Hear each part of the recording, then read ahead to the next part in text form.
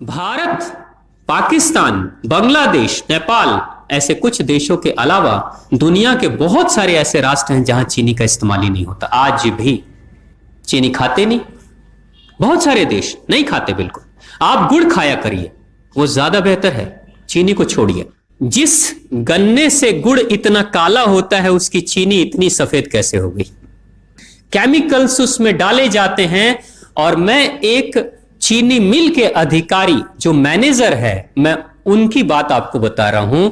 उन्होंने कहा कि मुझे लगभग 12 साल हो गए चीनी मिल में काम करते हुए, और जब से मैंने काम करना शुरू कर दिया चीनी मिल में, तभी से मैंने घर में चीनी लाना ही बंद कर दिया। मैं तब से अपने बच्चों को चीनी खिलाता ही नहीं हूं, जबकि नौकरी से सैलरी वहीं से मिलती है, मगर चीनी नहीं। मैंने कहा कि आखिर कौन सी घटना घटी जिसके कारण से आपने ऐसा किया? तो उन्होंने बताया एक छोटी सी घटना कि चीनी मिल में जो ये पानी निकलता है ना, चीनी के बनने के बाद उस प्रोसेसिंग में जो पानी निकलता है, उस पानी में वो सारा केमिकल भी मिक्स रहता है, और उस पानी को चीनी मिल वाले लोग अक्सर एक टंकी में जमा करके रखते हैं। ये सभी चीनी मिल वालों के पास में होता है, आप भी कभी जाएंगे तो आपको भी पता चलेगा।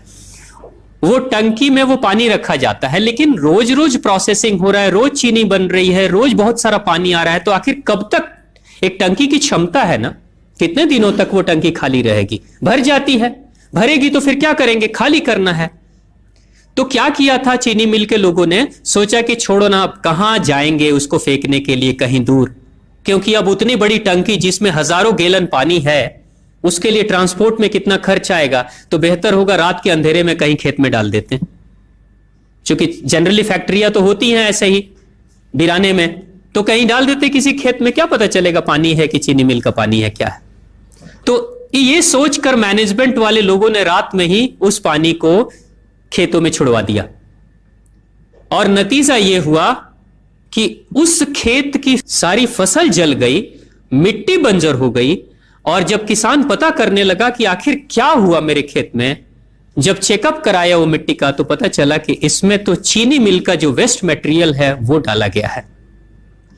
तब उसको खबर मिली कि हां, किसी स्टाफ ने बताया कि हां, हमारे चीनी मिल से ही पानी डाला गया था आपके खेत में, और पूरी मिट्टी बंजर हो गई। उसने केस कर दिया और चीनी मिल वाले को मुआवजा देना पड़ा लाखों रुपए। तभी से वो स्टाफ कहते हैं कि जो मिट्टी को बंजर कर दे वो इंसान के शरीर में जाए तो क्या करेगी। उसी के बाद से मैंने अपने घर में चीनी लाना बंद कर दिया। और सच्चाई है, लगभग अगर आप देखेंगे तो अंग्रेजों के आने के समय अंग्रेज पहला चीनी मिल इन्होंने भारत में ही लगाया था। पहला चीनी मिल भारत में ही अंग्रेजों का लगा, और अंग्रेजों ने चीनी की शुरुआत की। भारत के लोग गुड़ खाते थे, चीनी नहीं खाते थे, उन्होंने बहिष्कार किया, बिल्कुल नहीं। लेकिन चीनी और चाय पत्ती दोनों के लिए लोगों को तैयार किया गया था। चाय पिला पिलाकर फ्री में चीनी के लिए तैयार किया गया, और चाय के लिए भी तैयार किया गया। अंग्रेज ने जब से यह शुरू किया है, और पिछले 50 वर्षों से हमारे समाज में चीनी खाने का प्रचलन बहुत तेजी से बढ़ा है, और उसी समय से भारत के लोगों के बच्चों के शरीर में कैल्शियम की कमी होनी शुरू हो गई है।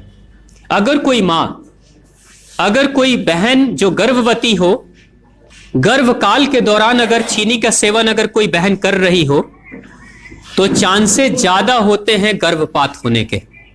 कोई मां अगर बच्चे के जन्म से पहले 1 साल पहले से ही चीनी छोड़ दे और सामान्य भोजन करे, अपना ही दूध बच्चे को पिलाए, और कम से कम 5 साल तक बच्चे को चीनी ना खिलाए, खुद को चीनी ना खिलाए, उस बच्चे को कभी भी ऑस्टियोपोरोसिस की समस्या नहीं हो सकती। कैल्शियम की कमी उसके शरीर में कभी नहीं होगी।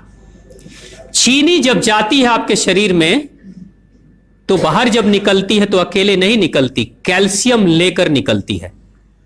चीनी कैल्शियम लेकर निकलती है, हड्डियों को गलाकर निकलती है। और जिसके शरीर में कैल्शियम की कमी हो जाती है, उसके शरीर में मैग्नीशियम, पोटेशियम, आयरन सबकी कमी हो जाती है। कैल्शियम वो तत्व है कि जिसके शरीर में कम हो जाए, सारे तत्व कम हो जाएंगे।